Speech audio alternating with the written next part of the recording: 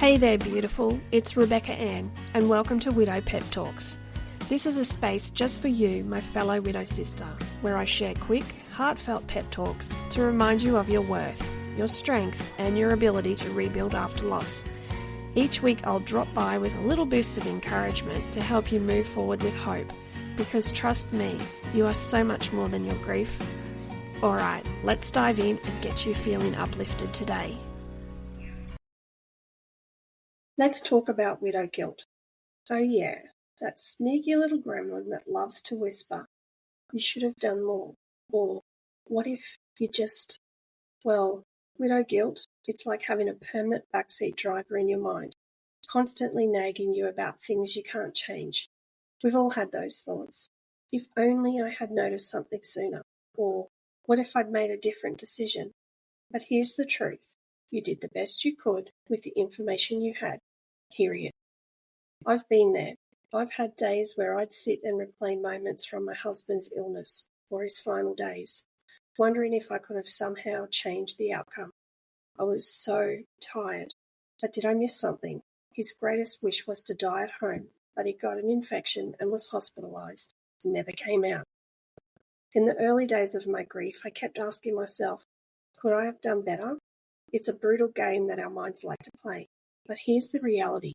Guilt is grief's tricky little cousin, and it doesn't serve us.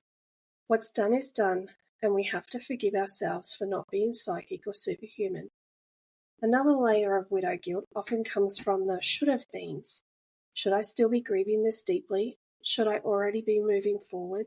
Should I even dare to feel happy again?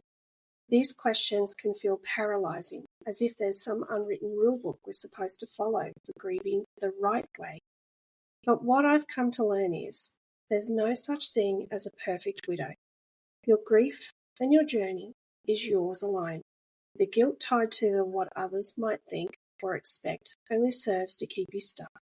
You don't owe anyone an explanation for how you process your loss, and you're allowed to find moments of peace and joy without guilt dragging you down. It's time we give ourselves a break, don't you think? Widow guilt has this funny way of making us responsible for things that were never in our control. We did the best we could with the resources and knowledge we had at the time. None of us could predict the future or fix everything, and you know what?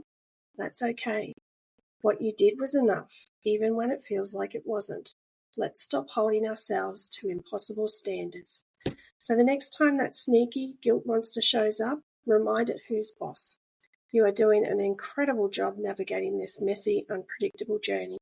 Don't let guilt steal your peace. There's nothing you could have done differently, and you deserve to let that weight go. Each week I like to leave you with an affirmation and an actionable step to help you move forward in your widowhood journey. This week's affirmation, I release the guilt and embrace the truth that I did the best I could with what I knew. And this week's actionable step, when guilt creeps in, remind yourself you aren't responsible for everything, and it's okay to forgive yourself. Thanks for joining me today. Remember, your worth is never defined by your loss, and I'm here to remind you of that every step of the way. If today's pep talk gave you a little lift, I'd love for you to refer someone else who could use these words to subscribe to my Hope and Healing weekly newsletter via my blog at rebeccaann.com.au.